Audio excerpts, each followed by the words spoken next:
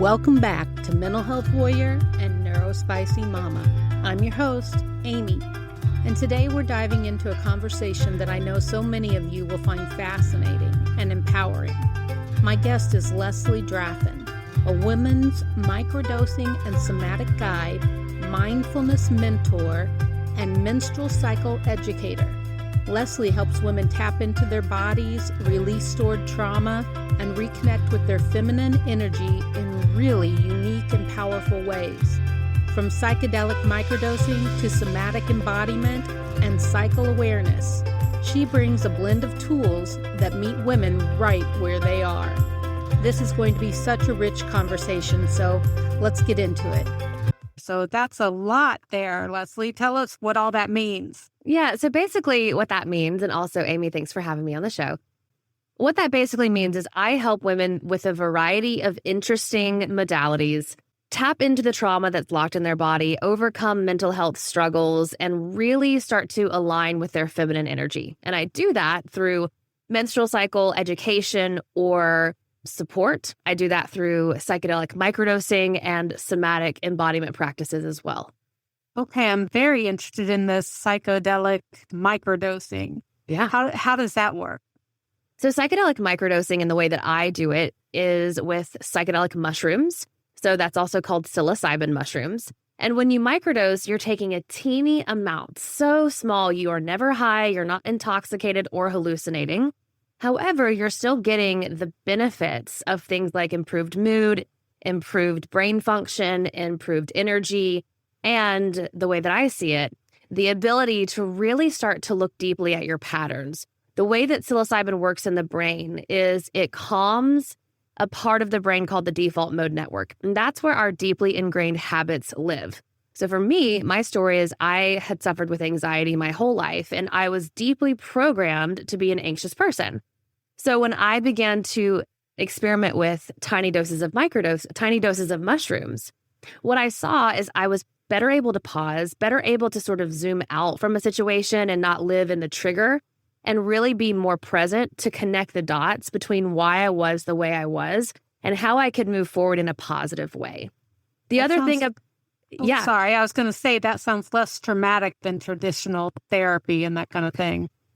Hey, we can definitely talk about that. But I do want to say one more thing about microdosing. Microdosing is something that you invite into your life for a season, right? It's not something that you're going to do the rest of your life. It's not like a pharmaceutical pill. You microdose a few times a week for a few weeks at a time, and then you take a break. And that's what I find truly magical about the process is it becomes an ally and a helpful catalyst in your healing journey without it being like the pharmaceutical drugs out there, many of which I was on, which to me felt like a Band-Aid over, in some cases, a bullet wound, and never really staunching the actual problem. Microdosing is completely the opposite. It's not something that you get addicted to. It's not something that you I don't know how to say this really politely, but it's not something that you can benefit from if you're in like a user's mindset. Like you really need to be in an integrity, at least in my opinion, in a space of integrity, in a space of reciprocity to benefit from it. Sure, there are cases of people who misuse these medicines, but that's what I would say about microdosing. And we can certainly talk about traditional therapy too. Oh, yeah. Well, I want to know, where do you get this? Is it psilocybin? Mm-hmm. So that's not a question I love to answer just out there in the public, but there are companies that are doing this legally in some of the states in the US where the laws are very gray. That's a question that I answer in my free microdosing guide. So I'd love to give that to your folks. You can put it in the show notes maybe.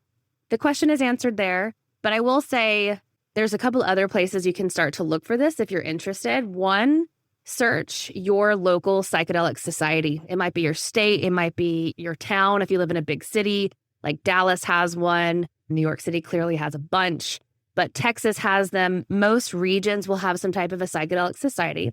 You can just join those for free, start to mingle with the people. If you go to a farmer's market and you ever see somebody selling any types of mushrooms, lion's mane, cordyceps, reishi, anything, become their friend. They will know because the laws vary based on where you live. And for me, I had to really take that into account. I had to ask myself, is the risk of this being quote unquote illegal too much for me. And it certainly might be for you. You may not want to embark on this process. I'm hopeful that in the next few years, we'll see some of the laws change. And again, you could journey to somewhere like Colorado, where it's decriminalized, or to Oregon, where they have legalized it, or there are a bunch of cities around the country. I think Minneapolis maybe just made a change. So there are places that you can find this very legally, and you can go there if you would prefer.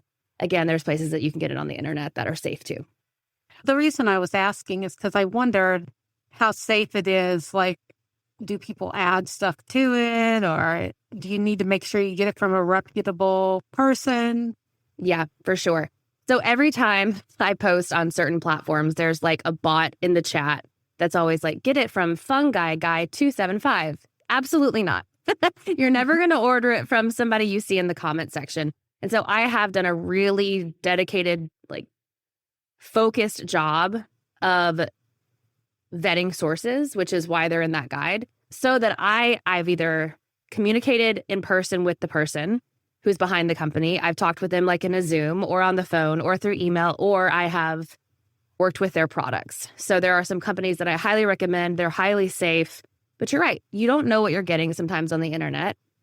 And mushrooms are, I think a lot of mystery surrounds mushrooms in general. So even though these grow wild, please don't just go eating some mushrooms you find on a cow patty, which that's like typically where you get psychedelic mushrooms is off of cow patties. Don't do that. You want to just find a reputable company, and I have done that. And if you have that question and you want that answer, just grab that guide. Good advice. So talk to me about the womb and the trauma that women have. Okay. So what I have found in my work, and it certainly is something that I've also validated and verified in my own life, is that the womb for many women is a deep source of held and stuck trauma. So we know that the body holds on to trauma. We've heard the big book, The Body Keeps the Score. It's not my favorite. I prefer Waking the Tiger by Dr. Peter Levine, who is the founder of Somatic experiencing. But we know that the body is where sensations happen, and those sensations lead to our emotions, lead to the stories that we tell ourselves. When we look at the womb itself, anatomically, it's in the pelvic bowl. And so we hold a lot of tension in the hips. We hold a lot of stagnant energy in the hip area, and the bowl of like your pelvis, including where the womb sits, I like to say is like your energetic junk drawer. You're going to stuff things there that you don't want to look at anymore or look at yet. So this could be negative self-talk. It could be eating disorders. It could be addictions. It could be abuse. It could be violence. And because women are so often victims of violence, right, when we look at the species, a lot of that violence has to do with sex, and sex and the womb are so interconnected. So that's one reason why I have really found that the womb is so much of like a hotbed for stuck trauma. I really believe personally that the other reason is because we live in a patriarchal society where the women of the world have been silenced because of the power that lives within aligning with your cycle, understanding your feminine energy, and living from your power source, which is the womb. The womb is how we birth babies. It's how we can birth creative projects. After we no longer bleed, it's how we become the wise women of our communities when we're living in a healed space, not a patriarchal world. And so thousands of years ago, I believe women were really living more from this space. We were in different types of societies, more matrilineal societies. And so because of the suppression of this energy and the subjugation of women all around the world for millennia, there's an additional ancestral womb wound in all of us, whether or not we have ever been the victim of violence or not. And so those two main things, the real physical aspects of how the body holds trauma, and then the energetic, ancestral, generational traumas that are handed down to us simply because we're women, those are some really big reasons why I find that the womb holds on to trauma so broadly. Wow. And you have a special 9-minute shift that you do to help with that? Yeah, so I created the shift method actually not specifically for womb healing, but for emotional regulation, which is certainly something that happens or is necessary in any type of trauma processing. And so when my soulmate dog died last year, I was in an incredibly deep state of grief, and I had panic attacks for the first time in years after he died. And I was realizing this dog was like my co-regulator. I really relied on him. He was a Great Dane. He was a big entity in my life, a big thing in my life. And when he died, I had panic attacks for the first time in years. I'm like, what is going on? So with all of my training, I knew, well, we're not going to sit with mushrooms to deal with this grief, because when we're in an acute state of grief or sadness, anxiety, depression, mushrooms can amplify that and make those feelings even bigger. And I don't want any more. I don't want it to be bigger. And so I created Shift to really help me get out of my head, to feel more of the emotions in the body, and to process and move those out. And so Shift includes 3 different things. It's 2 minutes of journaling, 3 minutes of easy, gentle breath work, and 4 minutes of intuitive movement. And so that can look like bullet journaling, just like brain dumping what's in your mind. I like to say follow the acronym Shift. So start off by seeking out any sensations you might be feeling. For me, it was like, I feel so tight in my chest. I feel like I'm going to throw up. I have this racing heartbeat and my head is pounding. I would have written those down. And then honoring the feelings that come up with those sensations. This tightness behind my eyes means I want to burst out crying because I miss my dog so much. That's an example. For the next 3 minutes, you're just going to do the simple breath of in through the nose, out through the mouth, make a sound as you exhale. And so what this naturally does is it brings online your parasympathetic nervous system, which is your rest and digest. That's the peace and safety element, just by extending the exhale.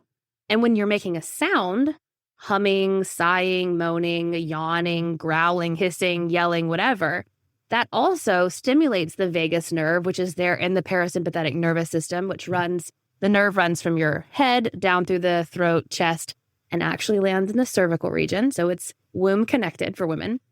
That humming or that vibration of that nerve also helps to show the body, okay, you're safe. And then the last part of Shift is flow. So just let your body move in whatever way you want. It could be stretching, it could be dancing, it could be stomping, it could be making the stop sign, right?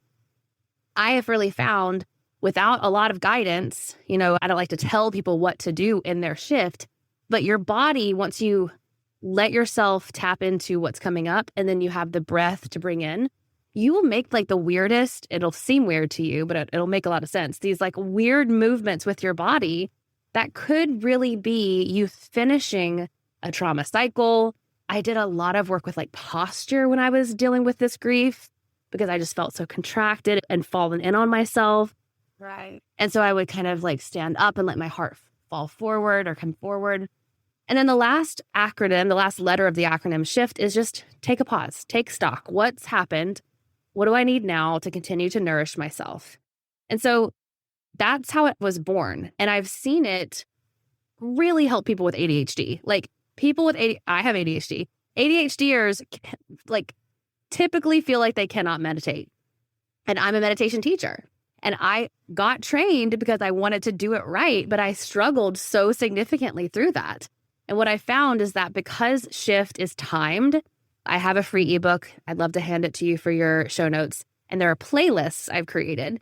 So one song is journaling, the second song is breath, the third song is flow, movement, and you're done. Your ADHD brain loves that because you're like, okay, and we're moving on to this, and we're moving on to this. So it helps you get in touch with the body without that spinning hamster wheel of shoulds and, oh shit, I'm not doing this quite right. And this thought is coming in this way. And so I've had a lot of success with my clients who have ADHD through the Shift method. I think that sounds great. I'm going to be trying that with myself and my daughter. We both have ADHD. Okay, perfect. Yeah. So tell me a little bit about the somatic part of this. What is somatic? We'll be back after a quick break. Need support that actually fits your life, not just another thing to squeeze into your calendar? That's exactly why I created Amy's Inbox Coaching. Here's what Michelle Leffler had to say. Amy's Inbox Coaching helped me feel supported in a way I didn't realize I was missing. Being able to write when I actually have the mental space has been life-changing. Amy responds with such warmth and clarity. It's like she's sitting beside me, seeing the whole picture, and gently pointing me towards what's possible. Inbox Coaching gives you unlimited coaching through email on your schedule, not mine. Thoughtful, personalized responses that go deeper than surface-level advice. A safe space to be real about what you're carrying without judgment. And the best part? You don't have to burn out trying to fit in one more call. You just write when you're ready, and I'll be there. So if you're ready for support that meets you where you are, go to advancingwithamy.com. Select Amy's Inbox Coaching and join today. That's advancingwithamy.com and select Amy's Inbox Coaching. Don't wait. Your future self will thank you. So somatic really just means of the body, of the soma is where that word comes from, the Greek. And to me, I really see it as a whole body approach to healing, specifically really healing the mind-body connection. We've already talked about the fact that the body does hold on to trauma. It holds on to emotions. You can experience stress in the body and trauma in the body through different physical sensations. And so when we look at somatic healing, it really is learning to decipher the language of the sensations in the body and then getting curious about what those sensations might be showing us. So for folks who've experienced anxiety, it's actually pretty easy for them to understand somatics because when you have an anxiety attack, how physical that can feel. At least that was my experience, right? Like, the racing heart, the feeling like your chest or your throat is constricting. Maybe you have like restless legs. So the sensations are really coming online when those feelings of anxiety are coming. The tightness of the stomach even, or the heaviness. And so what I like to say is that those sensations are your body talking, and somatics helps you to get curious about what they're really wanting to say to you. And it might be really obvious to you why you're feeling the feelings, why you're feeling anxious. And it can be really surprising too. Like I have found working with clients, one thing I'll do often is just have them body scan and say, all right, let your mind's awareness travel through the body. Usually your attention will be drawn to a place that feels uncomfortable. Do you find an uncomfortable spot in your body? Okay, I have a tightness in the back of my shoulder. All right, let's look at that. Let's let that speak to us. Does it have a temperature? Does it feel smaller or larger than a fist? Is it dull? Is it sharp? Does it have a color? We ask these questions of the body. And sometimes not much will come up, but oftentimes what'll come up is I have a client I've worked with and I literally had this thing happen with her a few weeks ago. She felt that tightness in the back of her shoulder. Feels like I'm getting stabbed in the back. Oh my gosh. Yes, I've had this fight with my friend. This is where this is. I feel like I'm going to get at work. I'm about to lose my job. Like it was these weird things connected to that pinch, that sharpness in her shoulder. And so what we did is we breathed through it. I let her feel those feelings, talk that out. And then we traveled to another place in the body. Is there a place that feels the opposite of that? And so that's really what somatics, the way that I work with them, do is help to decode places and sensations in the body that might give you a really good clue into the patterns that you have, the dullness, numbness you're feeling, the depression, anxiety that you're feeling, and really just approaching all of this work with this thought that your body is really wise. It really is wise. It has the answers that you're looking for. Unfortunately, we're just often not told how to deal with that. And so we mentioned before, talk therapy. I was in talk therapy for years and I was great at talk therapy. Like my therapist would say things like, wow, it's like talking to a peer. Yeah, no shit. I'm an intellectual eldest daughter with perfectionism and ADHD. Like, of course I'm going to be acing therapy. And all that did was keep me stuck in the story of the trauma. It never helped me process it. And that's the difference between talking about it and going through a somatic procedure, a somatic process like that, where yes, you're talking because that's how we verbalize, but the speaking comes after getting in touch with the sensation of the body. Okay. Well, it sounds like you have an incredible toolkit here. Mm-hmm. So I'm wondering, how do you decide what to start with someone? So I've been doing the work with clients on and off for about 4 years. And yes, I've added to the toolkit year after year. And in the beginning, I would go through like mushroom first. I was very like, let's get the psychedelics in you first. And I really shifted that approach in the last year because I started to see, one, how crazy the world is. And two, how much more disconnected people are from their bodies because of how crazy the world is, right? Yes. We spend so much time on our phones trying to just like zone out. And so right now, what I've really been focused on is helping people to tap into the body through the somatic process. And then after a few weeks of working together, if it's a one-on-one person specifically, then introducing psychedelics. Because like I said, they're amazing allies in this process. I don't think that you have to eat mushrooms to heal. And yet I love them. And I'm so deeply thankful for them because they help me get sober. They've helped me with my anxiety and depression, my PTSD, all these things. But now it's one of those things where I know everyone can benefit from somatics. Let me get to know them a little bit. Let's see what your nervous system really is like. And then let's see if whether or not psychedelics could be a tool for you. Almost everyone does come to a place where, yeah, I want to at least explore psychedelic medicine. But there are folks it's not that safe for, right? There are people who have had a direct family history or personal history of things like schizophrenia or bipolar. People on certain medications might have contraindications with psilocybin. It's very, very, very rare. The risk is so, so low, especially compared to things like SNRIs and SSRIs. But again, just to cover my own butt, you got to say, this is the risk and this is what it is. So that's kind of how I deal with it. The other thing I'll say is because I work only with women, I always love to include something about the menstrual cycle, whether they're bleeding or not. I've had some amazing clients. In fact, I would say half of my clients no longer have a cycle, no longer have a bleed. And there's still so much work that can be done if you're no longer bleeding, and even if you don't have a physical uterus anymore with the womb work. How does that work? And I'm just trying to wrap my head around that. Yeah. So if you don't have a womb anymore, you work with the energy of that space. So you still have, I'm not someone who's trained in the chakra system, but that's a really common nomenclature at this point, like root chakra, sacral chakra, solar plexus. That's a common thing a lot of people understand. It's on a lot on the internet. But you do have that source, that power center. You've got the pelvic bowl that you can still work with.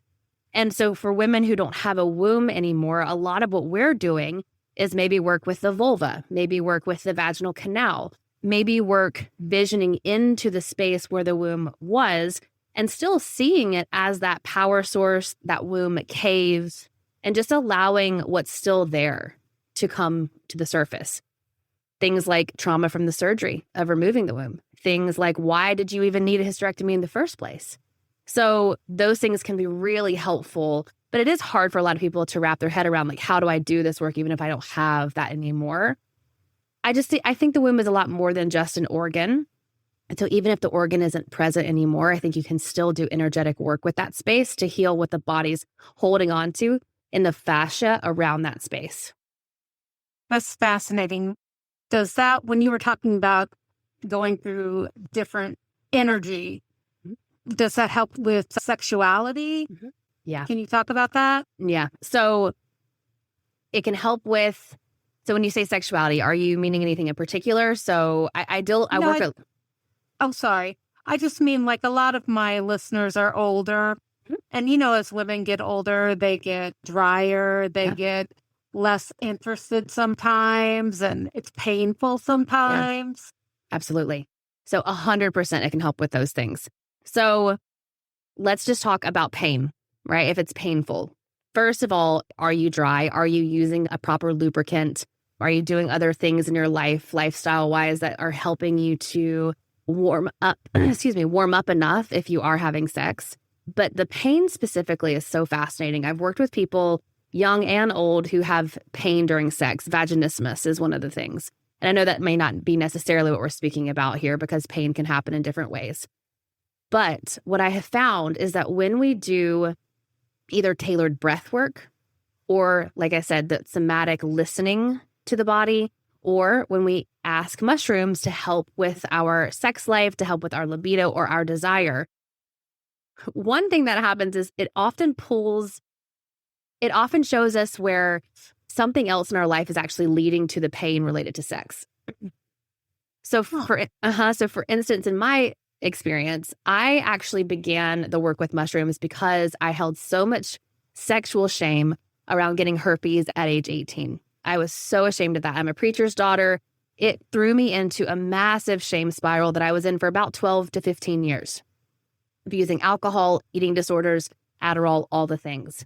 And so after I'd already embarked on the healing journey and had worked with my cycle and I had been to therapy and I had tried all the medicines, I heard a woman on a podcast talk about microdosing psilocybin for sexual trauma and sexual shame specifically. I'm like, this is fascinating. So I had her on my show and then hired her the second we hung up the call. And I asked the mushrooms to help me become open to receiving pleasure. And what they told me was, okay, well, first, you have to become open to receiving anything. You can't receive at all. You are so blocked from your ability to receive that we can't give you the ability to receive pleasure when you can't even receive help. You can't even receive safety and support. And so they uncovered in me all these ways I was white knuckling my life. I was so stressed. I was still in TV at that point as a news anchor. And I was so hell-bent on controlling things so that I could feel safe. And so mushrooms tore that away. It was a very tumultuous 6 months. It was very much a dark night of the soul. But what I realized about a year and a half later, as I'm walking in my neighborhood, oh my gosh, wait, the orgasms have been better lately. I've been more orgasmic. And okay, maybe I've finally gotten through to this space where I can become open to receiving pleasure. And so I share that because sometimes what I see in the work is you're asking to have more attraction to your partner or better sex. And what the mushrooms may point out to you first, and it's not always stuff that you want to see, is, all right, well, how safe do you feel in the relationship? How vulnerable can you be with this person? How do you feel about aging? How do you feel about your body now that you're postmenopausal? What grief do you have that you've yet to embark on that journey of processing? And so sometimes we'll go to these modalities with this ask of, let me have better sex. And what we first have to get through is the mucky, nasty, uncomfy things that might be secretly blocking your ability to have the sex you want. Do you find sometimes that women are actually grieving not having their cycle anymore and not having the ability to have children? Oh my gosh, I have found that, yes. I find they're grieving. So women I work with who are in their 50s to 60s, what I have found a lot is they have come to this season of life and they're finally understanding how beautiful it is to be a woman and how wonderful it can be to be in this female body. And so they're grieving 50 years of hating their bodies or 50 years of period pain or being on the pill for a really long time and not even having a cycle. So yes, absolutely, I see that. And what I do with those women oftentimes is I let them fake it. I let them fake it like they've still got a period. And so we work with the moon. And I would say to them, in the new moon, that's your period. You're going to treat yourself just like you would if you were a goddess bleeding. You're going to go slow. You're going to dress in, I like to have them dress in red or scarlet or something that feels really yummy. And eat the foods that you would really want to be eating while on the cycle. Deeply grounding foods. Rest. Meditate. Visualize. Eat mushrooms, right? Like really take the time right then in those 3 to 4 days to nurture and nourish. And then as the moon gets brighter, that's the follicular phase. As the moon is full, that's your ovulation. As the moon goes back to darkness, that's luteal. And so they can really replicate a cyclical life even without a cycle anymore. And that can be deeply healing for someone who's never fully accepted themselves and never fully accepted their cycle. Oh, I can definitely see that. I think it's a beautiful process you're talking about. Mm-hmm. Yeah. So how does it help with depression when you're talking about working with the men, somatics, all this stuff? I understand how it helps with anxiety, the breathing and all that, but how does it help with depression? Mm-hmm. So usually when I work with people who have depression, what we're looking at first is what is the nervous system state attached to your depression? So are you in a total dorsal collapse? Are you completely shut down? Is this a symptom of burnout? I have several clients who have what I would call functional freeze. In the week, they're highly functioning. The weekend rolls around completely depressed, unable to get out of bed. Okay. So we're looking at what's the underlying root of this? And then what we're often doing is prescribing things like pleasure and prescribing things like joy. And it's in a 9-minute shift, right? You can, the thing that is really nice about that shift method, you can tailor it to whatever your mood or your vibe. And so if you need more joy or more energy, you may do something a little bit different, breath work, or maybe it's sensual dance. But you can really start to give yourself the opposite medicine of what it is that you are experiencing most in the life. I will also say for depression, as someone who has experienced it, as someone who had depression and burnout and fatigue, there's this whole idea when we are depressed that we have to fix ourselves, that we have to get over this, right? We have to get back to our life. We have to get to this place where somewhere over there, it's better, right? And that's where I want to be. I don't want to be here.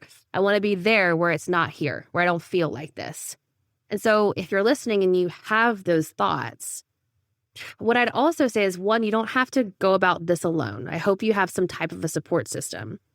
And the other thing that you can also start to think of is that you're not broken. This is happening for a reason. Maybe the reason is really present to you. Maybe you fell into depression after your loved one passed away, right? Maybe you fell into depression after you lost a job. And so looking at some of the root things can be helpful, but I'll be really quite honest, depression is very tricky to work with no matter what. I think that's why we see so many different things being tried. Psilocybin, though, has been really beneficial for treatment-resistant depression. And so in those cases, too, you could embark simply on a psilocybin routine with the intention of sparking more joy, working with it intentionally, letting the mushrooms help you through really conscious decision-making, move out of that space. I'd also suggest for folks who have depression, you may want to go with have a higher dose than a microdose.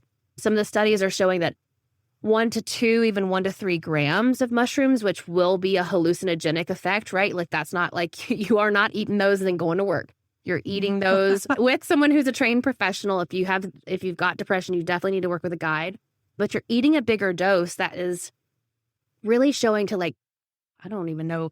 It's showing to almost jumpstart the brain, kickstart it out of this space, especially when you're getting to this the place of a euphoric psychedelic experience. The euphoria and the happiness and the joy that can happen when you really do a good job of prepping, a good job of integrating afterwards, when you've got a guide, that's showing months of success for folks who had depression for years and years and years. Okay, I know a lot of my listeners also have mental health struggles, and I personally have bipolar disorder. So I heard you saying that that's an issue. Does that mean that's off the table? So there were some studies a couple of years ago that suggested that there might be a contraindication with unmanaged bipolar.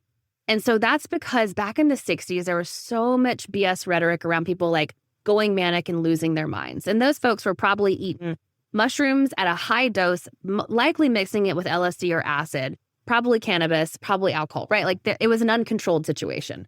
The reason why bipolar is tricky with psilocybin is because psilocybin is an amplifier, and it's what's called a non-specific amplifier. So I don't think necessarily it means that you cannot. I know a lot of people who have bipolar and have had amazing success with plant medicines.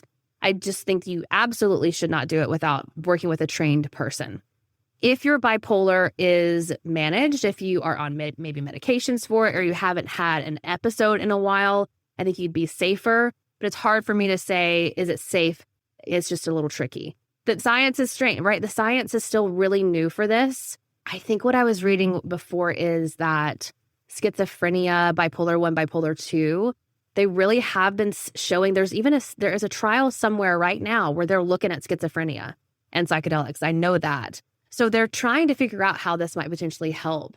Again, I really do think that mushrooms are a sacred medicine.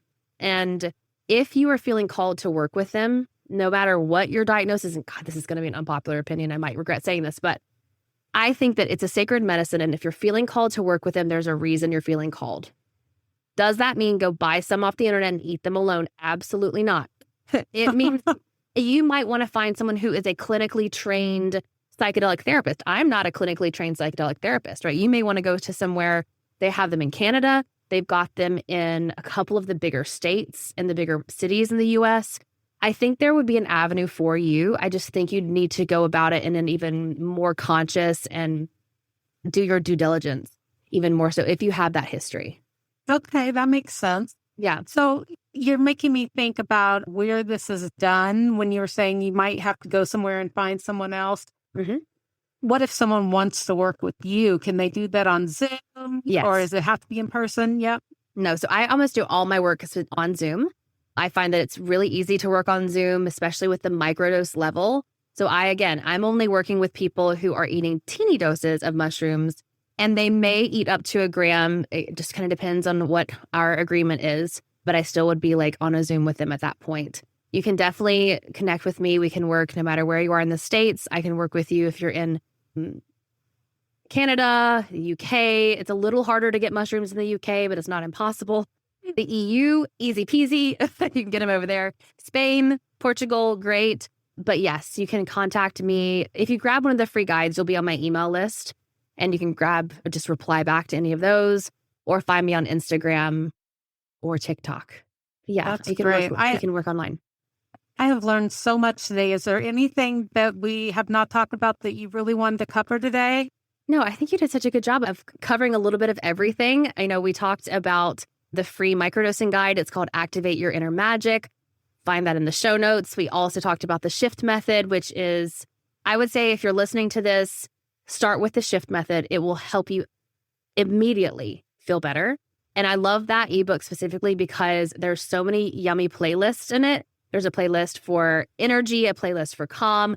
I have created in my membership, which is called the Inner Circle, a playlist for sensual shift. But I'm not sure if I put that into the ebook. Now I feel like I need to update that. But yeah, start with those 2 ebooks. Email me or reach out to me on socials if you want to find out more about working together. I have a one-on-one container called Unbound that is really about healing from sexual trauma, from womb trauma, but it's beneficial for anyone living in a female body. And then I also have a group coaching membership, which is my low ticket offer. It's about $77 a month, where you get twice a month coaching in a group setting and a microdose assisted ceremony. So everybody eats microdoses and then we come together on Zoom, and we did a rage ritual last month. We did very confronting mirror work the month before, which doesn't sound good, but it was really, really, really lovely. And there's a really beautiful small group of women in there. It's about 5 women in it right now. So it's a good option too. Yeah, it sounds like it. So what is your website? LeslieDraffin.com.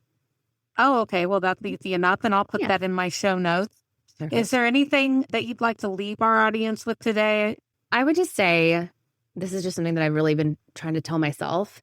If you are on a healing journey, if you listen to podcasts like this because you feel stuck or a little bit lost, I just want you to know there's no need to rush. Like, rushing on this journey is actually going to do more harm than good. And I know you want to feel better, but if you can get comfortable in letting yourself cut that to-do list in half, really honor the spaciousness of being in a space where you're able to rest, then maybe the thing you add is play. Maybe the thing you add is joy, some creativity, bake some cookies, something that's going to excite you that's also a restful activity. That would be what I would say. The world is wild right now, and it's really uncomfy and divisive, no matter what side you're on. But I think we all can benefit as women in just slowing down and embarking on a season of joy. I love that.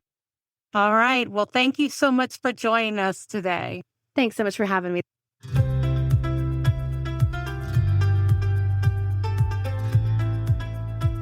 Thank you so much for joining me and Leslie today.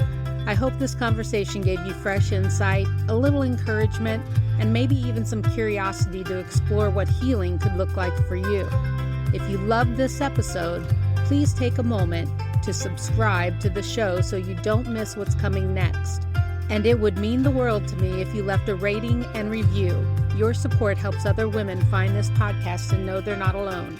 And hey, if you want even more tools and resources, be sure to sign up for my newsletter at advancingwithamy.com. That's where I share extra support, stories, and updates just for my community. Until next time, keep advancing, warrior.